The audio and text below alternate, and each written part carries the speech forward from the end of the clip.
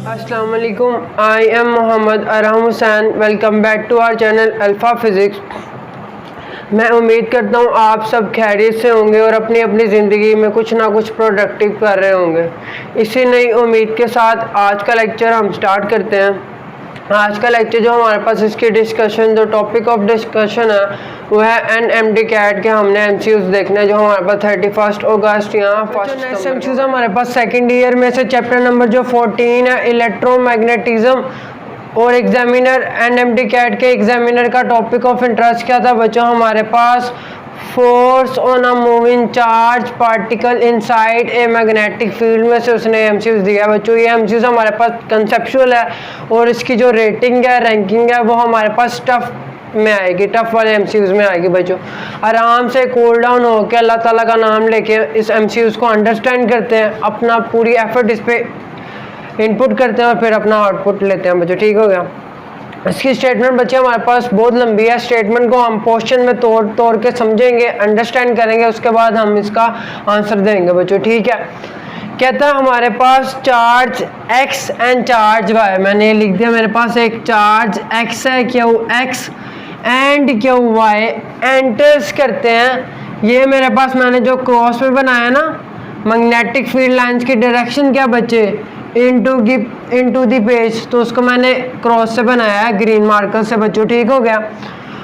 कहते हैं ये हमारे पास जो चार्ज x है ना QX, वो एंटर करता है मैग्नेटिक फील्ड लाइन में से फ्रॉम लेफ्ट हैंड साइड। ठीक है बच्चों। कहते हैं जबकि मेरे पास जो चार्ज QY है, जो y वाला चार्ज है, वो एंटर करता है मैग्नेटिक फील्ड लाइन में फ्रॉम राइट हैंड साइड। ठीक है बच्चों।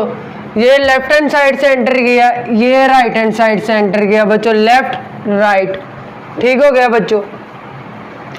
अब बच्चों मुझे क्या आगे वो कहता है कि कहता है रिस्पेक्टिवली। ठीक है। QX एंटर किया मैग्नेटिक फील्ड लाइन में from left hand side and QY enter किया मैग्नेटिक फील्ड लाइन में फ्रॉम राइट हैंड साइड। कहता है अब आगे क्या कहता है हमारे पास? Both charges x and y, कहता दोनों जो चार्जेस हैं QX एंड QY वो एंटर्स करते हैं मैग्नेटिक फील्ड को एट राइट एंगल परपेंडिकुलरली, यानी राइट एंगल का मतलब theta is equal to 90 degree. अब आप बताएं, आपने force on a moving charge particle inside a magnetic field, यानी मैग्नेटिक फोर्स का फॉर्मूला क्या पर है?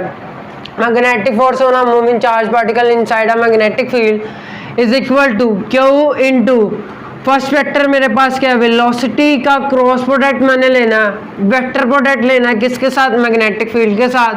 और आपको पता है वेक्टर प्रोडक्ट में क्या आता है? Sine theta, QVB sine theta बच्चों। ठीक है बच्चों। यानी कि हमारे पास आपको पता है साइन किस पे मैक्सिमम होता है? 90 डिग्री पे, यानी दोनों चार्ज पार्टिकल पे फोर्स लगेगी। अगर वो कहता है हमारे पास एंटर किए हैं मैग्नेटिक फील्ड को एट पैरेलल एंटर किए हैं, एंटी पैरेलल एंटर किए हैं, तो आपको पता है साइन 0 डिग्री 0 होता है और साइन 180 डिग्री भी होता है 0। तो तब आपके पास की पॉइंट ये होना था। ठीक है बच्चों। लेकिन अभी उसने क्या, राइट एंगल है, theta is equal to 90 degree है, तो इन पे फोर्स लाजमी लगेगी। ठीक है बच्चों। अब कहते हैं कि हमारे पास चार्ज जो QX है वो मैग्नेटिक फोर्स लगने की वजह से कहाँ डिफ्लेक्ट कर जाता है? अपवर्ड।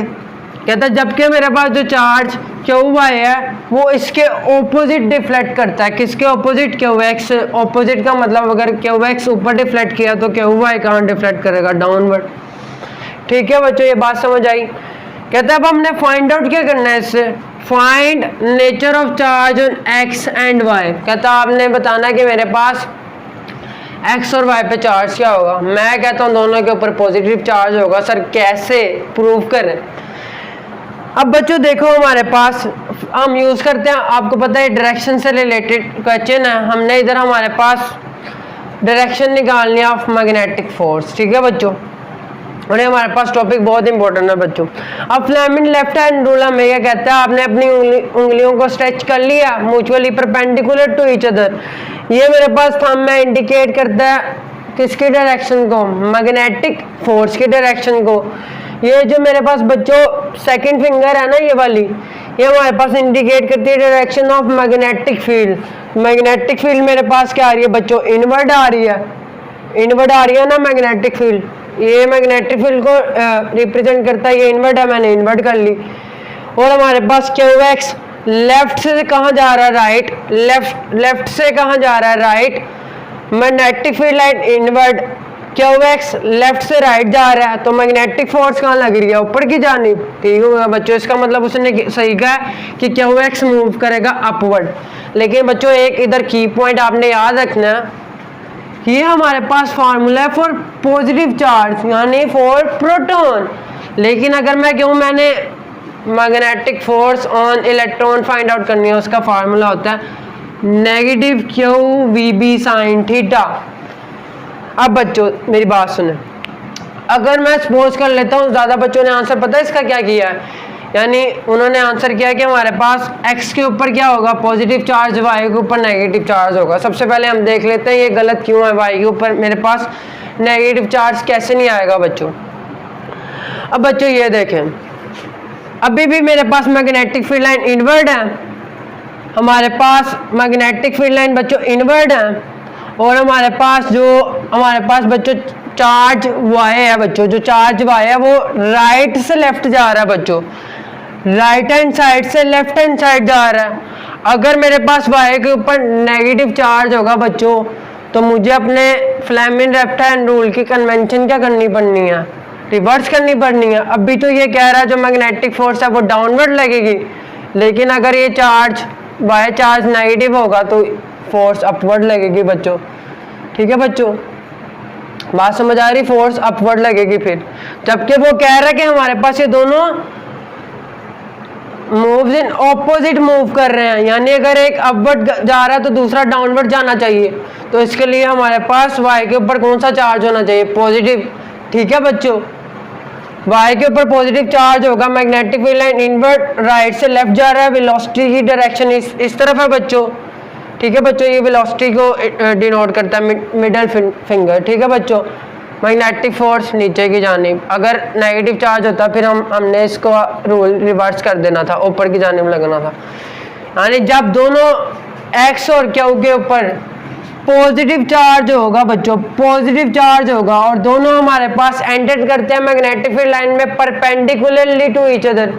ठीक है, तो हमारे पास जो एक चार्ज क्या होगा, ऊपर की जानिब डिफ्लेक्ट करेगा, दूसरा नीचे की जानिब डिफ्लेक्ट करेगा। अगर एक लेफ्ट हैंड साइड से एंटर करता, दूसरा राइट हैंड साइड। हमारे पास चैप्टर नंबर 8 वेव्स में से आया हुआ है, फर्स्ट ईयर के। हमारे पास टॉपिक ऑफ इंटरेस्ट क्या था, हमारे पास NMT कैट के एग्जामिनर था बच्चों, स्टेशनरी वेव या स्टैंडिंग वेव। सबसे पहले आपने की पॉइंट नंबर 1 याद रख लेना बच्चों, ये जो स्टेशनरी वेव होते हैं, स्टैंडिंग वेव होती हैं, ये कोई एनर्जी ट्रांसफर नहीं करती, कोई एनर्जी ट्रांसफर नहीं करती बच्चों। ठीक है, इसके बाद बच्चों हम अपने MCQs की स्टेटमेंट की जानी बढ़ते हैं, देखते हैं हमारे पास MCQs में हमें क्या कह रहा है, क्या इसने गिवन दिया हुआ है मैंने, और फाइंड आउट क्या करना है कूल डाउन होके। कहता है a stretch string of length 2 metre. सबसे पहले मैंने लिख दिया एक हमारे पास स्ट्रेच स्ट्रिंग है जिसमें हमने स्टेशनरी वेव प्रोड्यूस करनी है या स्टैंडिंग वेव प्रोड्यूस करनी है, उसकी लेंथ कितनी है बच्चे, 2 मीटर। स्टेशनरी वेव बना लेते हैं बच्चों, ये हमारे पास क्या है, स्टेशनरी वेव। इसकी बच्चों लेंथ कितनी है, यहाँ से लेके बच्चों यहाँ तक, यहाँ से लेके बच्चों यहाँ तक इसकी लेंथ कितनी दिया उसने, 2 मीटर। ये बात समझ आ गई। आगे कहता है इन 4 सेगमेंट, वाइब्रेट वो कितने सेगमेंट में कर रही है बच्चों, वाइब्रेट कर रही है वो n = 4 सेगमेंट में वाइब्रेट कर रही है वो, 1 2 3 4। ठीक है बच्चों, इसके बाद हमें कहता है अब हमने फाइंड आउट क्या करना है, ये तो हमें उसने गिवन दिया था ना डाटा, अब हमने फाइंड आउट क्या करना है, डिस्टेंस बिटवीन बच्चों कंजक्टिव, कंजक्टिव का मतलब होता है इकट्ठे, टुगेदर नोड्स के दरमियान हमने डिस्टेंस फाइंड करना है बच्चों। मैंने लिख दिया कि distance between conjunctive node D हमने फाइंड आउट करना है बच्चों। अब आपने बच्चों FSC में बार बार ये की पॉइंट हमारे पास याद पर हैं, आपने याद रिमेंबर करेंगे। हमारे पास डिस्टेंस बिटवीन 2 कंजक्टिव नोड्स क्या होता था बच्चों, D = λ/2। बच्चों अब आपको पता है कि हमारे पास इधर क्या बनता है, नोड। अब इधर नोड बन रहा है बच्चों, ये पॉइंट क्या हमारे पास मीन इक्विलिब्रियम पोजीशन पे है ना बच्चों, ठीक है। यानी हमारे पास ये कोई मोशन नहीं कर रहा, ये रेस्ट पे है, यानी नोड पे कोई एनर्जी मतलब नहीं होती, ठीक है बच्चों। ये बात समझ आ गई आपको, नोड रेस्ट पे होता है, ठीक है बच्चों। अब हमारे पास ये नोड, ये हमारे पास जो आपको अपर पोर्शन दिखाई दे रहा है, ये जो आपको मैक्सिमम हाइट दिखाई दे रही है, एंटी नोड है बच्चों। अब मैंने आपको कहा है ये दो हमारे पास कंजक्टिव नोड हैं, इनके दरमियान क्या डिस्टेंस होता है, वो λ/2 होता है, ठीक है बच्चों। Distance between two conjunctive node, ये की पॉइंट था आपने याद रखना, वो λ/2 होता है, ठीक है। अब बच्चों एक और चीज़ आपने रख लेनी है, distance between two conjunctive antinode भी क्या होता है, वो भी λ/2 होता है। लेकिन अगर वो आपसे पूछ ले distance between node and anti node is, वो कितना होता है बच्चों, नोड टू एंटी नोड, वो कहते हैं अगर आपको, वो बच्चों λ/4 होता है, ठीक है बच्चों। अब बच्चों अगर ये लेंथ हमारे पास यहाँ से लेके यहाँ तक वो 2 मीटर है, तो मुझे बताएं 4 सेगमेंट का हाफ क्या होगा, 2 सेगमेंट, 4 सेगमेंट का हाफ 2 सेगमेंट, तो ये मेरे पास बच्चों 2 सेगमेंट बन रहे हैं। और इसकी लेंथ क्या होगी, टोटल लेंथ से half 1 metre, simple is that. अगर 4 सेगमेंट की लेंथ 2 मीटर है बच्चों, तो 2 सेगमेंट की लेंथ क्या होगी, 1 मीटर, सिंपल इज डैट। यानी lambda is equal to 1 metre. बच्चों मैंने अब इस डिस्टेंस को मैंने lambda is equal to 1 metre क्यों कहा, आपको पता है कि हमारे पास ये एक बच्चों हमारे पास क्या बन रही है, वेव बन रही है। वेवलेंथ क्या है, lambda is equal to 1 metre, तो मैंने लैम्डा की जगह 1 पुट किया, तो डिस्टेंस बिटवीन कंजक्टिव नोड्स क्या आ गया मेरे पास, 0.5 मीटर। इसी तरह distance between conjunctive antinode भी क्या आना था, 0.5 मीटर, सिंपल। नेक्स्ट हम चूज हमारे पास chapter number 16 second year alternating current में से हुआ है बच्चों, और हमारे पास उसका टॉपिक ऑफ इंटरेस्ट क्या था, NMDCAT एग्जामिनर का इलेक्ट्रोमैग्नेटिक वेव। बच्चों सिंपली हम इस एमसीक्यूज को कूल डाउन होकर अल्लाह ताला के नाम से अंडरस्टैंड करते हैं। सिंपल हमारे पास एमसीक्यूज है बच्चों, which one is electromagnetic waves, कहता है दी गई ऑप्शन में से आपने मुझे बताना है कि कौन सी इलेक्ट्रोमैग्नेटिक वेव है बच्चों। तो आपको पता होना चाहिए एक्सरेज, जिसको आपने चैप्टर नंबर 20 एटॉमिक स्पेक्ट्रम में पढ़ा है, वो भी इलेक्ट्रोमैग्नेटिक वेव है बच्चों। और चैप्टर नंबर 21 न्यूक्लियर फिजिक्स में आपने गैमा रेज पढ़ी है, वो भी इलेक्ट्रोमैग्नेटिक वेव है बच्चों। ये हमारे पास दोनों ऑप्शन में मौजूद होती, तो आपने बोथ A एंड B करना था बच्चों, ठीक हो गया। अब कहता है कि आपको पता है इलेक्ट्रोमैग्नेटिक वेव की सिंपल डेफिनेशन है, they required no medium for their propagation, इनको कोई मीडियम की रिक्वायरमेंट नहीं होती अपनी प्रोपागेशन के लिए, ठीक हो गया बच्चों। इसके बाद बच्चों हमारे पास हमने ये देखना है इलेक्ट्रोमैग्नेटिक वेव, हमें पता है एक्स रेज और गैमा रेज हैं। अब मैं कह दूं एक्स रेज और गैमा रे कैसे स्पेस में ट्रेवल करती हैं, वो देख लेते हैं बच्चों। उससे पहले आपने बच्चों याद रखना है the change in magnetic flux create electric field. ये एग्जूम कर लें कि मेरे पास बच्चों कोई क्या है, मैग्नेट है, और ये मेरे पास वायर है। मैं ये क्या कर रहा हूँ, वायर को मूव कर रहा हूँ इन मैग्नेट्स, इनसाइड द मैग्नेट्स, तो मेरे पास क्या हो रहा है, मैग्नेटिक फ्लक्स चेंज हो रहा है, जिसकी वजह से हमारे पास क्या होगा, इस वायर में करंट इंड्यूस होगा। और इंड्यूस करंट क्या होता है, हमारे पास चार्जेस की मोशन ही तो होती है, वो चार्ज हमारे पास क्या क्रिएट करते हैं बच्चे, इलेक्ट्रिक फील्ड लाइन क्रिएट करते हैं, ठीक हो गया बच्चों। और अब बच्चों हमारे पास एक कोई वाई एक्सिस है जिसमें मैंने मैग्नेटिक फील्ड लिखी हुई है, ये हमारे पास जेड एक्सिस है जिसमें मेरे पास इलेक्ट्रिक फील्ड है बच्चों, ये मेरे पास वाई एक्सिस, ये मेरे पास जेड एक्सिस, कुछ ऐसा होगा बच्चों। ये मेरे पास वाई एक्सिस, ये आपकी तरफ बच्चों मेरा क्या आ रहा है, जेड एक्सिस। वाई एक्सिस की तरफ मेरे पास मैग्नेटिक फील्ड है, जेड एक्सिस की तरफ मेरे पास क्या है, इलेक्ट्रिक फील्ड है। और दोनों का डायरेक्शन ऑफ मोशन क्या होगा, कुछ इस तरह बच्चों, ठीक है। यानी मैग्नेटिक फील्ड परपेंडिकुलर हो गई म्यूचुअली टू इलेक्ट्रिक फील्ड, और हमारे पास यानी direction of motion electric field and magnetic field are mutually perpendicular to each other. बच्चों एक और हमारे पास एमसीक्यूज हमारे पास आपसे पूछा जा सकता है, जो एफएससी में भी आया हुआ है बच्चों, जो इसने हमारे पास साइड बॉक्स इंफॉर्मेशन में से दे सकता है। कहता है भाई क्यों, जो कि हमें पता है स्पेस है, उसमें ऑल इलेक्ट्रोमैग्नेटिक वेव है सेम स्पीड, यानी वैक्यूम में तमाम इलेक्ट्रोमैग्नेटिक वेव की क्या होती है, स्पीड सेम होती है। वो ऐसे पूछ सकता है।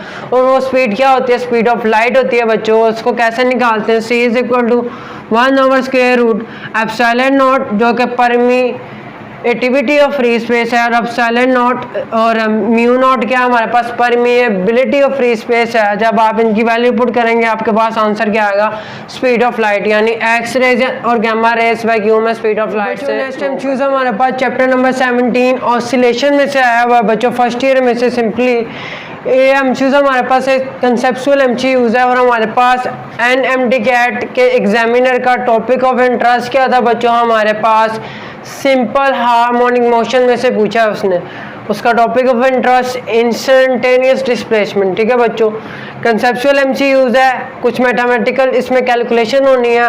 आराम से कूल माइंड होकर बच्चों हमने सिंपली एमसीक्यूज की स्टेटमेंट को अंडरस्टैंड करना और देन अपना हमने 100% उसके ऊपर एफर्ट करनी है बच्चों। कहता है कोई एक पार्टिकल है, particle execute simple harmonic motion. इधर से हमें कोई इन्फॉर्मेशन नहीं मिली, बस ये पता चला कि हमारे पास एमसीक्यूज सिंपल हार्मोनिक मोशन में से आया, ऑसिलेशन में से आया। ठीक है बच्चों, कोई एक पार्टिकल है जो सिंपल हार्मोनिक मोशन परफॉर्म कर रहा है। ठीक है बच्चों, ये मोशन, उसका टाइम पीरियड क्या बच्चों, टी। ठीक है, टाइम पीरियड टी है। ठीक है बच्चों, अब कहता है ये हमें उसने गिवन इंफॉर्मेशन दी थी। अब हमने बच्चों फाइंड आउट क्या करना है, फाइंड द टाइम टेकन। कहता वो टाइम फाइंड आउट करे बाय द पार्टिकल। कहता पार्टिकल का वो टाइम फाइंड आउट करना हमने to go directly from its mean position. कहता वो अपनी मीन स्टेबल इक्विलिब्रियम पोजीशन से क्या गया, डायरेक्टली गया हाफ ऑफ एम्पलीट्यूड, अपने एम्पलीट्यूड जिसको हम एक्स नॉट से रिप्रेजेंट करते हैं उसका आधा उसने क्या किया, डिस्प्लेसमेंट कवर किया। इस बात को बच्चों हम फिर दोबारा समझते हैं।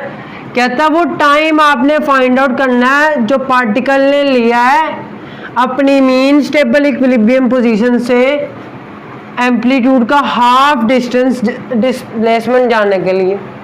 ठीक है बच्चों, अब अगर उसने कहा ना फॉर मीन पोजीशन, बच्चों ये की पॉइंट हमारा इधर, अगर वो एक्सट्रीम पोजीशन कहता सर फिर क्या होना था, बताता हूँ आराम से। हमें अभी तक ये पता चला है कि हमारे पास जो डिस्प्लेसमेंट है वो हाफ है किसके, एम्पलीट्यूड के, किसके, एम्पलीट्यूड के बच्चों। तो ठीक है बच्चों, अब हमारे पास इंस्टेंटेनियस डिस्प्लेसमेंट का हमारे पास फॉर्मूला या एक्सप्रेशन क्या होता है बच्चों, इक्वेशन होती है x instantaneous displacement is equal to x naught amplitude into sine theta. अब इधर मैंने साइन थीटा क्यों लिखा है, क्योंकि उसने क्या है directly from its mean position. अगर कहता है directly from it's extreme position तो इधर क्या आता है बच्चों, कोस थीटा आता, क्योंकि अभी इसने मीन पोजीशन क्या इधर साइन थीटा आना है बच्चों। अब बच्चों एक्स की वैल्यू मैंने पुट किया simple, x naught over 2 is equal to x naught into sine theta. X naught left hand जो राइट हैंड साइड पे वो लेफ्ट हैंड साइड से कट जाएगा, तो 1/2 मेरे पास क्या आ जाएगा, साइन थीटा। तो theta is equal to sine inverse 1/2, और थीटा की वैल्यू आपके पास क्या आ जाएगी, 30 डिग्री आ जाएगी बच्चों। और इसको आप अभी से रेडियन में लिख लें। पाई क्या होता है बच्चों, यानी 30 डिग्री को अगर हमने रेडियन में कन्वर्ट करना, theta is equal to π/6, simple is that. ठीक है बच्चों, और पाई की वैल्यू क्या होती है 180 डिग्री, 180 डिवाइडेड बाय 6 क्या आ जाएगा हमारे पास 30 डिग्री आ जाएगा बच्चों। Clear, are you getting my point. अब कहता है कि हमारे पास फेज एंगल का कंसेप्ट बच्चों हमने क्या करना, यूज करना। फेज एंगल क्या कहता है हमारे पास, theta is equal to omega T होता है, हमें पता है बच्चों theta is equal to omega T होता है, और omega is equal to 2π/t। ठीक है, angular displacement over time period. ठीक है बच्चों, मैंने इधर वो वैल्यू पुट कर दी। अब थीटा की रेडियन में वैल्यू π/6 आई थी, मैंने वो पुट कर दी और इसको ऐसे का ऐसे रहने दिया। अभी हमने स्मॉल टी फाइंड करना था बच्चों, नॉट कैपिटल टी। तो आपने स्मॉल टी को, इधर टी डिवाइड हो रहा है, ऊपर जाके मल्टीप्लाई होगा, इधर 2 मल्टीप्लाई हो रहा, नीचे आके डिवाइड होगा, टी क्या आ जाएगा हमारे पास, कैपिटल T/12। ठीक है बच्चों।